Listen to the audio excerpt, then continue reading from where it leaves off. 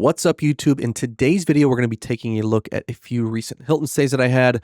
The first being a higher end Hilton, which is actually my background here. This is the Conrad Osaka that I stayed in back in April of this year. And then second, we're going to be taking a look at a stay I completed last weekend. That is going to be at the Hampton Inn in Westfield, Indiana, just a run-of-the-mill Hampton Inn normal stay. I think it'll be interesting to break down kind of how I booked like the cream of the crop, the top, one of the top Hilton hotels that you can stay at versus just, your average hotel that everybody tends to travel to domestically here on average stay. So I'll discuss my strategy, the cent per point, the method of booking, and I just think it'll be an interesting way to take a look at these bookings and kind of talk about my overall Hilton strategy and how I anticipate using Hilton and staying at Hilton's moving forward. So with that being said, let's jump right in. All right, so first up is the Conrad Osaka, and if you just look at the background here, this is a picture that I actually took on my phone back in April when I stayed here. It was only a one-night stay. We passed through Osaka on our way from Kyoto back to Tokyo, but it was a wonderful stay nonetheless. I mean, just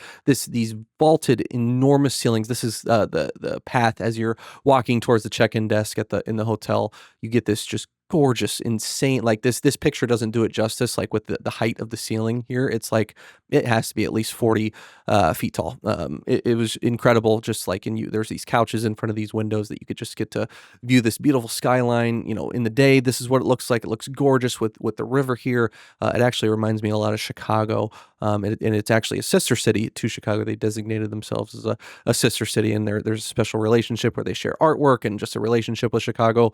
And I can see why it's considered that, because of the river is very familiar look here, and it's such a gorgeous, cool city, and just a fantastic hotel. That's a wonderful hotel. So we'll start here. I'm going to pull up some stats from this stay here. So, all right, Conrad Osaka, one night. So I booked this with 95,000 Hilton Honors points. I believe this is actually moved up, and the rate's been devalued a little bit. I believe you can book this now for 100,000 Hilton Honors points for the same type of stay, standard award. But I was lucky enough to get that for 95,000 points when I booked it. So for this particular booking, when I secured this booking back in, let's see, this would have been in April, I believe April to June, in that time period, as I was still kind of forming the trip back in 2024 is when this was booked.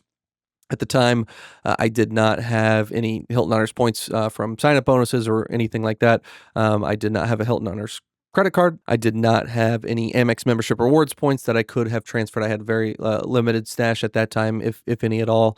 I was completely drained from booking the rest of the flights and accommodations for this trip. So membership rewards was not an option.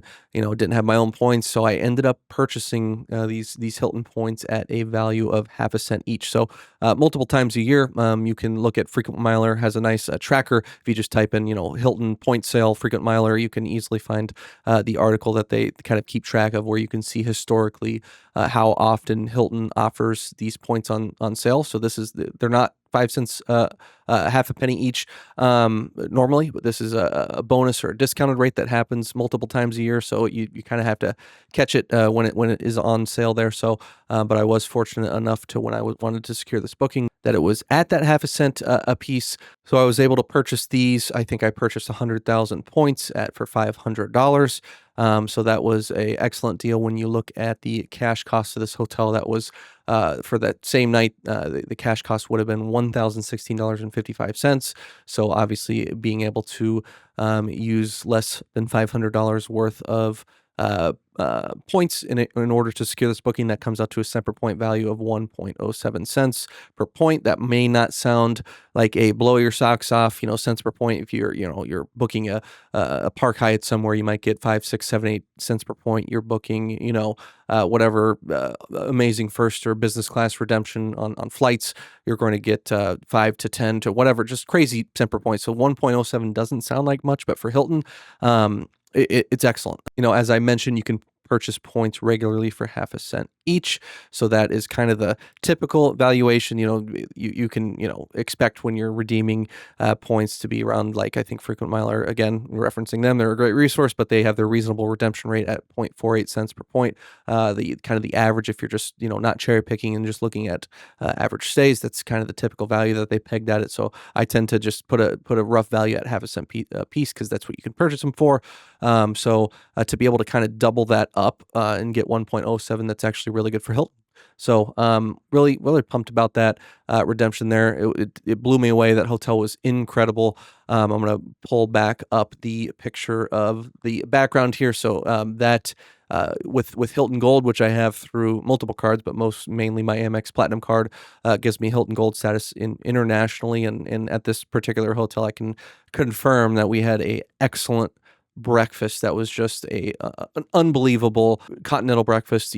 Everything you could possibly imagine, all the different pastries, Western options. They had Japanese options. They just had it was so delicious and well stocked and excellent service. You didn't have to wait on it. Like, you had waiters coming up, and they were super nice and attentive, getting you coffee, whatever you wanted, whatever you need. It was just such uh, a luxurious, amazing breakfast stay with just Hilton Gold. Like, that was not Diamond that got me that, just maintaining Gold status there. So highly recommend this hotel.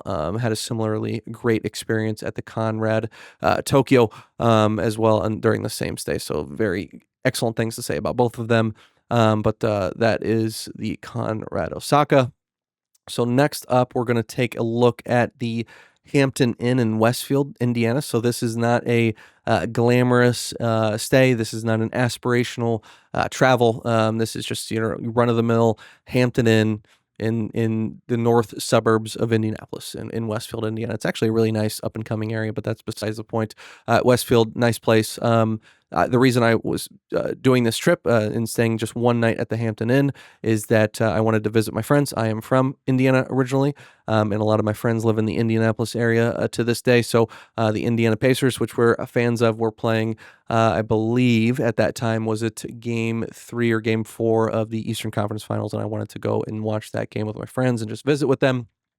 And because, I could have asked a friend if I wanted to sleep on their couch, but I think I'm kind of past that age, and I've got enough points and methods to book hotels that I just wanted a nice, comfortable hotel. Don't want to sleep on somebody's couch at this stage of my life. And I just went ahead and booked a Hampton Inn, close to everything. It was actually the perfect location, close to my friend's place, close to the bar that we were watching the game at, close to, the highway to get home the next day back to Chicago. So it was an excellent choice. So just a quick breakdown of this trip here. That stay ended up costing a total of $179.59, including taxes and fees. I actually got an insane Capital One shopping offer that I was able to utilize for this trip. So this was actually a 30% offer through Capital One shopping. Though if you are unfamiliar with Capital One shopping, it is a shopping portal similar to Rakuten that a lot of people talk about. You click through their links. The Capital One shopping gets a commission from Hilton for driving people to their site, and Capital One shopping shares a portion of that commission with the user, and everybody wins. Everybody makes money. But the great thing about Capital One shopping is that they've got these heightened offers. So oftentimes, if you install the shopping portal plugin to your Google Chrome and let it run in the background, it kind of monitors your shopping, and it'll know when you visited certain sites. And what the great thing about that is that you often get, so like if I'm searching for Hilton and I'm shopping there and I'm checking rates, oftentimes within even a couple hours, but oftentimes by the next day, I will get elevated cashback offers for those sites that I was visiting. So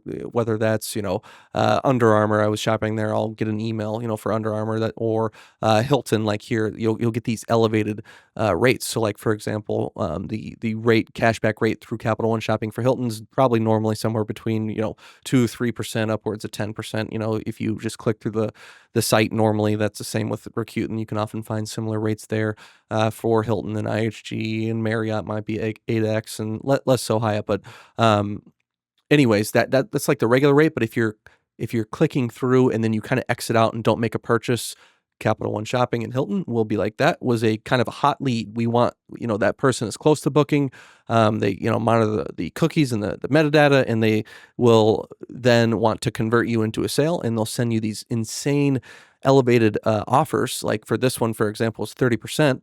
And there'll be 15, 20, 25x, 30x, not just for Hilton, but also for, things like Viator, which I use to book my tours for my Japan trip. I think I got like 20, 25x through Capital One Shopping, and I saved a bunch of money on that booking. And, it's very, so what I do is if I want to purchase something or I want to stay at a hotel and I plan on paying cash, or I want to, buy clothes or whatever, I will go to that site on the browser that I have installed, the Capital One Shopping plugin installed on, and I'll just search and, just do a quick search and open up the tab, type Hilton.com, click around a little bit, knowing that I'm not going to book now, and I'm fishing for one of those elevated offers. So I'll just do a couple click around, scroll in the background. I could be watching TV while I'm doing this because I don't actually plan on clicking through and buying anything at that time. I'm just trying to trigger one of these offers, exit out sometimes within minutes, within a couple of hours, within 24 hours for sure. More often than not, I will get one of those targeted offers. They just pop into the email, and just like I wanted. So that's exactly what I did here. I fished for that 30%, got the 30%. Actually, a couple days later, I got 33.5% through Capital One Shopping, and by the time I got that, I went to go rebook, and the the cost of the hotel went up like 3 to 4% to match that increase in the offer. So it didn't make sense for me to rebook. It would have been a wash, but still, 33.5%. That is an insane amount back of money that I was going to spend anyway. So, anyways, really, really recommend Capital One Shopping. The redemptions aren't as valuable, in my opinion, as Rakuten. So Rakuten is still, or Rakuten, whatever, however you pronounce it, is still number one because you get membership rewards points through Rakuten, which I value highly. So I prefer those. Capital One Shopping does make you withdraw in the form of gift cards that are predetermined on their site, but they've got a decent selection. But we have had some issues with certain the desirable gift cards being removed for a few days, and then they come back and then they're gone, and there's been kind of some weird things that I haven't loved in terms of Capital One Shopping and the gift cards that are available not being consistent and kind of weird. But I'm willing to deal with those inconsistencies and kind of weirdness and annoyances if I'm getting 30% back. That's just, that's just plain and simple, period. So that's what I did here. Long story short, got 30% back, and even more, I guess, long story not short, I'm going to keep going on this because I just remembered another portion of this deal that was insane. I usually on these types of shopping portal purchases, you get the percent back based on the subtotal. So the total before taxes and fees are calculated. However, I got 30% back on the total, including taxes and fees. So that was, I couldn't believe it. So they must have, either that's how they calculate these particular stays. I doubt it. They probably made a little bit of a mistake and gave me even more than I should have. So, they should have given me 30% based on like 159 or whatever it was. But they gave me 30% based on 179, which was awesome. So got more than 30%. So that was great. Enough on Capital One Shopping, but I did want to spend a little bit of time there just to kind of emphasize to people kind of the strategy I use to book this here. So next up here on the list is a business platinum credit. So recently, the American Express Business Platinum Card introduced a $200 Hilton credit that is broken up into $50 per quarter. I do have a Business Platinum, and I had a $50 credit remaining to use in this quarter, so I was able to utilize that. I did get reimbursed for that already. It works very well once you enroll in that benefit for your card. So very easy. I just told the person at checkout that, hey, I want to put $50 on this particular card. Actually, it was a little bit of a problem, and I'll get to that in a second to kind of get that going. But once I was able to get the front desk clerk to get that $50 charge set up, I was able to easily make that payment and get that credit there. So next on the list here, gift card number one. So with those business platinum credits, and the Hilton Surpass also has similar quarterly credits, and the Hilton Honors Business Card has similar credits. So a lot of different cards now, if you add business platinums into that category, have these quarterly credits in a previous way to utilize those was to use those to purchase gift cards, Hilton gift cards. So the reason that you'd want to do that, so you would have, theoretically, you use that $50 to purchase a $50 gift card, and then you would have a unlimited time, or whenever the gift card expired in like 2035 or whatever, you'd have a long time in order to use that $50 versus being forced to use $50 in that particular quarter. So I always would use all these credits and different business platinums and Hilton Honors business cards and so on and so forth. I would use those at the beginning of every quarter and just buy a bunch of gift cards so I could just use them at my leisure rather than being forced and have more breakage. However, when the introduction of the $50 credit on the business platinum came to fruition, that so many people did the same thing that I did and I was doing, that they ran out of stock, and you cannot currently purchase Hilton gift cards at this time.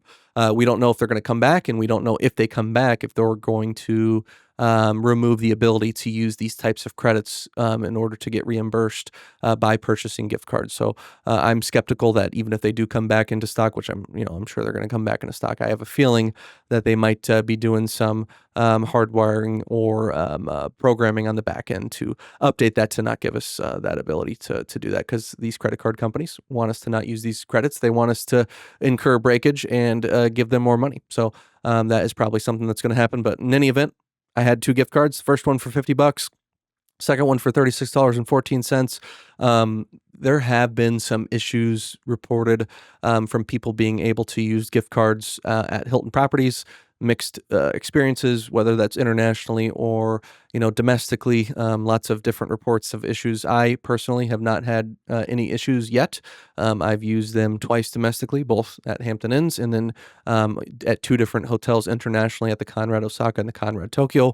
All of them took the gift cards, so that was good news here. And then the problem I mentioned earlier, when I mentioned that the clerk was having trouble with the $50 payment there, she was just the not having it. She was a new employee that just got hired, was confused on how to split payments. She had to call the manager, who was off on Memorial Day, and get it set. This probably telling him this crazy guy wants to split payments into 4 different payments, including the cash at the end. But in any event, she was able to get it figured out by calling the manager. She was not the greatest customer service and not really knowing what's going on. Probably hated her life and wanted to leave that job because I was checking out on Memorial Day there. But in any event, we were able to get it done. They have a terminal that you're able to use tap to pay, which is, in my experience, not a very common occurrence at Hilton properties I've stayed at. So my recommendation for people that have gift cards and want to kind of avoid these issues that are commonly talked about, if they do have that terminal, you can add these gift cards to your Apple Pay.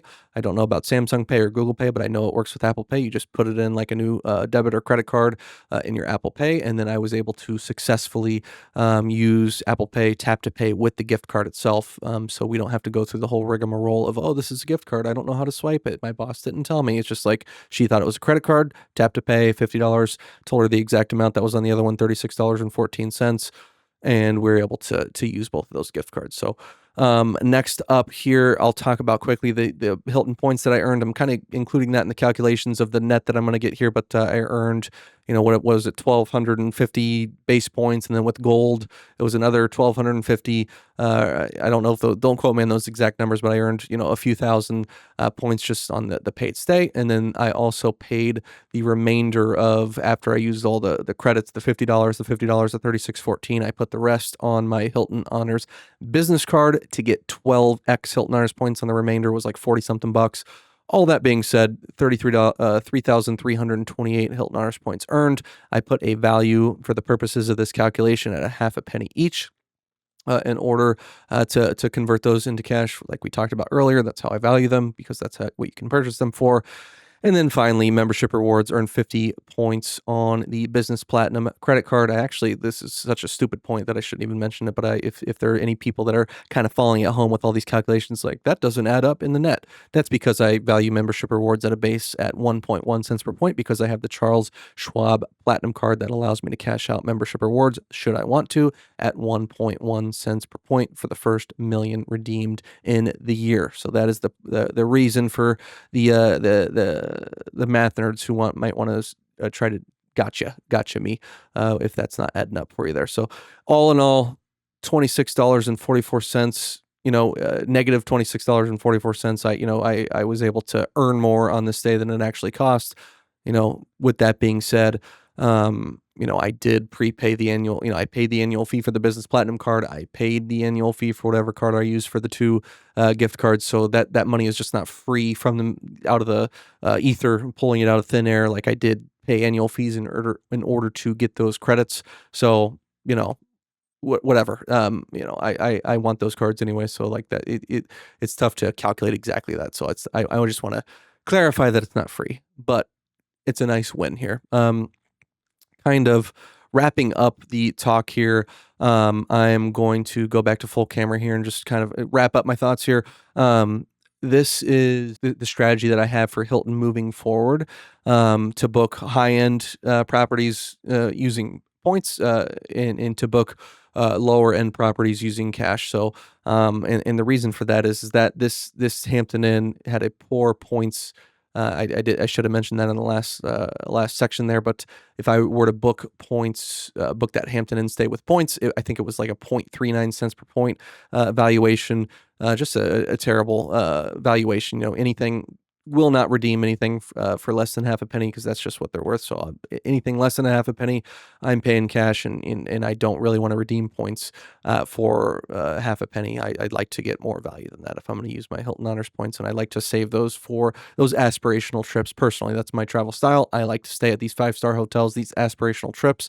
So I will be saving my Hilton points for things like the Conrad Osaka, the Conrad Tokyo, insert, whatever, aspirational trip there. So that's my plan moving forward. And I think that I've found just in my searches, trying to do different trips and planning for different things, and kind of just looking at hotels, because that's what I do in my free time, because I'm a travel, points and miles obsessed person. But I've just found that they're at the lower end, that kind of Hampton Inn-esque type of property, the points values are just not there. And it's often, 0.3, 0.4, 0.46, and it's just, I've noticed that across the board. I found that disappointing, for Hilton. So, this made sense to pay cash. If I didn't have all these credits to use, those gift cards and that business platinum credit, and so on and so forth, I probably would have considered like maybe a lower end Hyatt, like a Hyatt place, and used 12,000 points to get probably 2 cents per point, or 9,000, whatever it works out. I would have probably gotten 2 cents per point on a Hyatt stay for that particular night. I think I did a couple calculations there, and I was coming out close to 2 cents per point. So I decided to pay cash, and because I had all those credits. But we'll see what I do in the future if I don't have all those credits to work with. So hope you enjoyed the breakdown. Let me know what you think in the comments, if you agree with my booking strategy, if you agree with kind of my assessment on where the Hilton Honors program is now and moving forward. Do you only plan on using points for aspirational travel? Let me know what your travel style is. Let me know if you agree with my assessment, if you would have done anything differently. If you got value from this video, please like and subscribe. Also, if you're interested in signing up for Capital One shopping, I do have my referral link down in the description and in the pinned comment. If you sign up through that link, you'll get $40 back. I'll also get $40 as well. So that's a great way to support the channel. If you found this information valuable, and you got something out of the video, that's a great way to support the channel. I would really appreciate that. Thank you for watching. I appreciate every single one of you. Till next time.